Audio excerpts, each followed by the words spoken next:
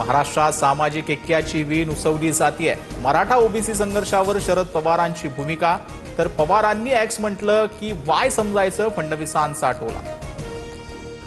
उद्धव ठाकरेंनी घालवलेलं ओबीसींचं राजकीय आरक्षण आम्ही आणलं, ओबीसींच्या हिताचे निर्णय घेतले, मुख्यमंत्री फडणवीसांचं विरोधकांना प्रत्युत्तर।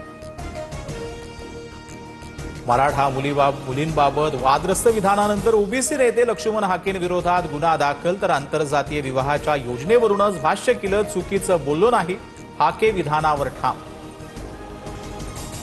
पवारांच्या राष्ट्रवादीच्या शिबिरात ईव्हीएमद्वारे प्रात्यक्षिक मतचोरी होऊ शकते असा शिबिरात दावा, शरद पवारांसमोरच मतचोरीच्या विविध प्रकारांचं प्रात्यक्षिक।